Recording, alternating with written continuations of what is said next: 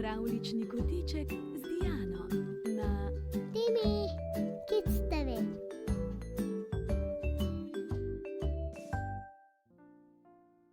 Nekoč, nedolgo tega, se je rodil prav poseben levček Kranjo. Vsi so imeli radi mladička, ki je postajal čedalje bolj drugačen od svojih bratcev in sestrice. Veliko se je smejal, spretno rjovel in zrasla mu je prelepa griva. Starši so bili zelo ponosni na svojega otročka, čigar glavica pa je bila bolj podobna tigrčku. V dolgih nočeh, ko je Kranjo na ves glas pel, jih je zaskrbelo, da ga kaj boli. V savani je bilo veliko zdravilcev, ki so skrbeli za zdravje in moč živali. Najboljši od vseh je bil doktor Pan. Otroci so ga imeli radi, saj je imel prav posebno kamero, s katero je lahko takoj ugotovil, če koga kaj boli. Starši so levčka odpeljali k njemu na pregled. Zdravnik je najprej pomislil, da je na obisk prišel tigrček. Ko ga je pogledal s kamero, pa je ugotovil, da je Kranjo prav poseben levček. Zakaj poseben? Doktor Pan je staršem razložil, da se vsi otročki rodijo z razpokano glavo.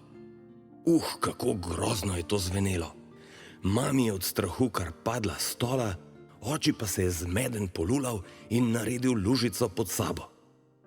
Tudi našemu levčku se je to zdelo strašljivo. Zato se je že v trebuščku odločil, da bo njegova glava sestavljena kot najlepša hišica. Ker pa je bil še majhen, se je zmotil. In zdaj so vsi mislili, da je tigrček. To niti ne bi bilo slabo, če ga glava ne bi kdaj pa kdaj zares bolela. Kranjo je bil tako pameten, da njegovi možgani niso imeli dovolj prostora, da bi lahko pospravili vse tisto, kar je že znal. Moral je sestaviti nekoliko večjo hišico in doktor Pan mu je želel pri tem pomagati. Skupaj so naredili načrt. Starši so bili prestrašeni, nikoli še niso slišali za takšne umetnine. Žalostni so bili, da ne znajo sami pomagati svojemu levčku in z njim na novo sestaviti hišice za možgane. Jokali so, zelo malo jedli in niso dobro spali. Oboževali so svojega levčka z glavo tigra in prelepo grivo. Kranjo pa se je nasmehnil, pokimal in se pogumno odpravil na igrišče doktorja Pana. Tam ga je čakalo veliko njegovih prijateljev in vsi so mu želeli pomagati. Bili so prav smešno oblečeni, v igralnici pa je bilo veliko čudnih igrač in visoka postelja. Kranjo je dobil najlažjo nalogo – spal bo. Ko se zbudi, bo vse že narejeno. To pa sploh ni tako slabo, a ne?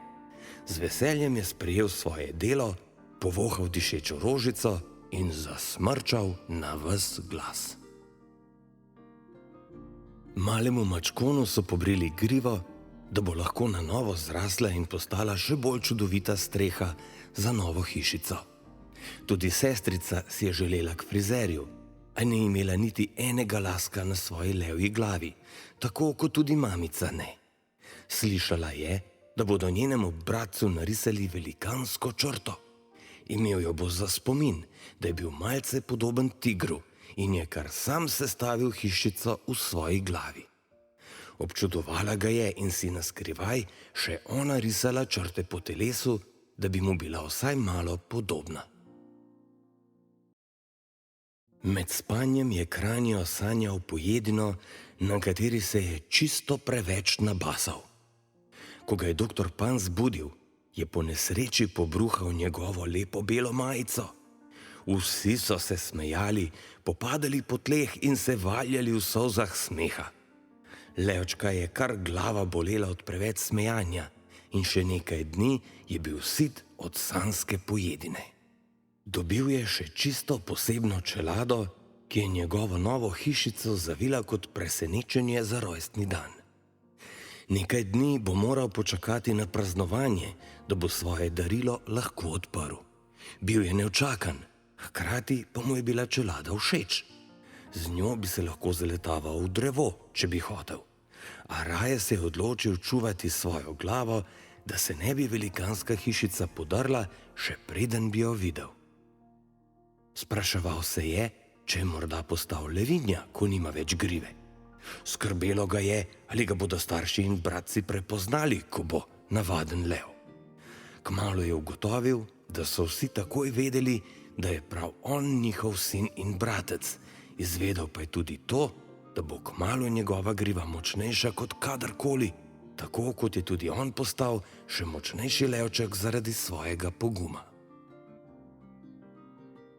Še nekaj dni je preživel na igrišču doktorja Pana, da so se lahko tudi starši prišli igrati z njegovimi novimi velikimi prijatelji. Dolgo so se pogovarjali in gledali zanimive slike s posebne kamere. Preučevali so načrt, risali in pisali, kimali z glavo in se smehljali. Kranjo je sestrici prišepnil, da so odrasli kar malo dolgočasni s klepetanjem in bo on raje čim več spal, da bo rojstni dan prišel hitreje.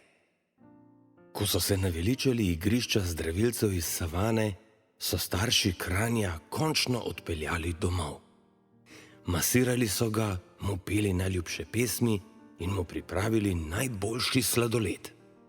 Bratci so se z njim cele dneve igrali, mu trkali po čeladi in risali levčke s tigrovo črto na glavi. Tudi oni so komaj čakali zabavo, da si bodo lahko ogledali umetnino doktorja Pana. Najbolj so jih zanimali čarobni vijaki iz hišice. Še nekaj časa bodo kot barvice risali po glavi pogumnega levčka in ga spominjali, da je bil podoben tigru in je prav zaradi tega tako poseben.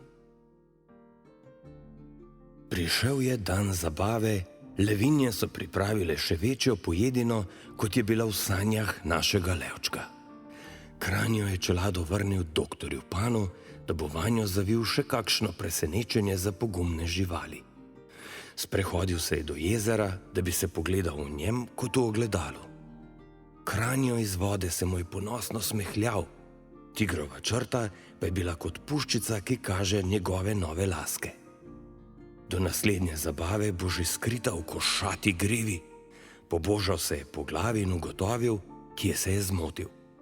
Če bi še enkrat sestavljal hišico, bi jo tudi on naredil dovolj veliko.